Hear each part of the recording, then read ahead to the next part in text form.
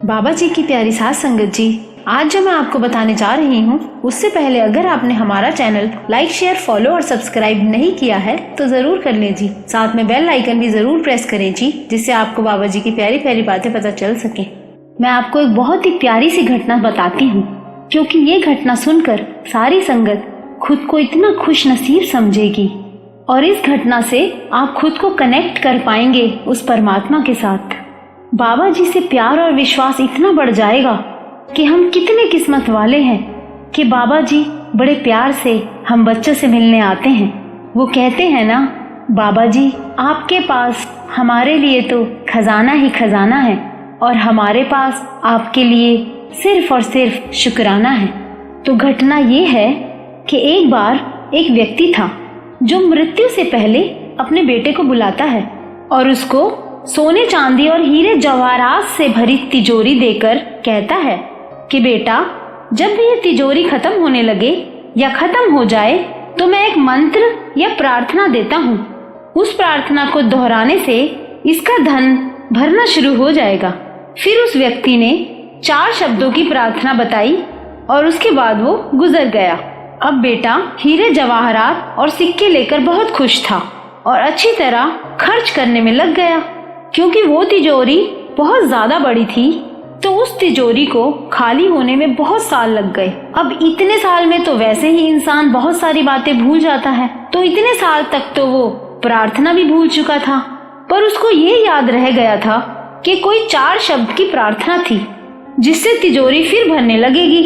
उसने बहुत कोशिश की पर वो 4 शब्द उसे बिल्कुल याद नहीं आए।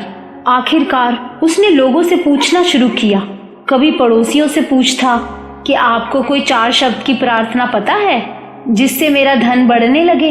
अब लोगों को क्या पता होगा, क्योंकि अगर उनको पता होता तो हर कोई धनवान होता। फिर भी सब लोगों ने अपने अपने अनुभव के हिसाब से बताना शुरू किया।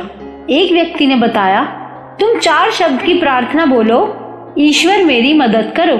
जब उसने सुना तो उसको लगा ऐसी तो पिताजी ने कोई प्रार्थना नहीं बताई थी, क्योंकि जो हमने एक बार भी सुना होता है तो हमें किसी के बताने पर याद आ जाता है। पर उसको ये शब्द भी प्रार्थना के नहीं लगे। फिर भी उसने यह शब्द दोहराए पर धन तिजोरी में नहीं बढ़ा।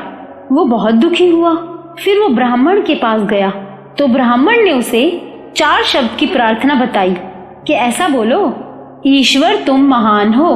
परंतु ये प्रार्थना दोहराने पर भी कोई फर्क नहीं पड़ा। फिर वो व्यक्ति एक धनी व्यक्ति के पास गया और उस धनी व्यक्ति ने बताया कि तुम 4 शब्द की ये प्रार्थना दोहराओ कि ईश्वर मुझे धन दो। पर उससे भी कुछ नहीं हुआ। अब वो व्यक्ति बहुत उदास हुआ, क्योंकि ना तो पिता की बताई प्रार्थना याद आ रही थी और ना ही कोई हल निकल पा रहा था। अब तो अपने घर पर उदास होकर बैठा हुआ था कि एक साधु उसके दरवाजे पर आया। उसने कहा, सुबह से कुछ नहीं खाया है, खाने के लिए कुछ हो तो दे दो। तो उस व्यक्ति ने साधु को खाना दिया। वो साधु बहुत खुश हुआ और खुशी में ईश्वर को प्रार्थना करते हुए बोला, हे ईश्वर तुम्हारा धन्यवाद। अचानक वो व्यक्ति चौंका, जैसे उसे वो पिता के बताए 4 शब्द याद आ गए हों, और वो एकदम से बोला, अरे यही तो वो 4 शब्द थे, हे ईश्वर तुम्हारा धन्यवाद। उसकी आंखों से मानो खुशी के आंसू निकल आए हों और वो परमात्मा का शुक्र करते हुए यही शब्द दोहराता गया और उसका धन बढ़ने लगा।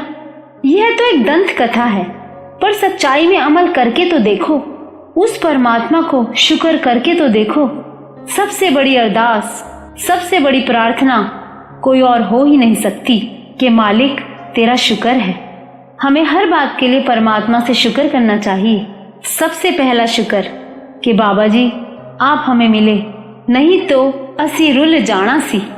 दुनिया में इतनी त्राहियां मची हुई हैं, बाबा जी को अपने फोन पर हम कितने ही पास से देख लेते हैं। ऐसा लगता है जैसे आई टू आई कनेक्शन हो रहा हो।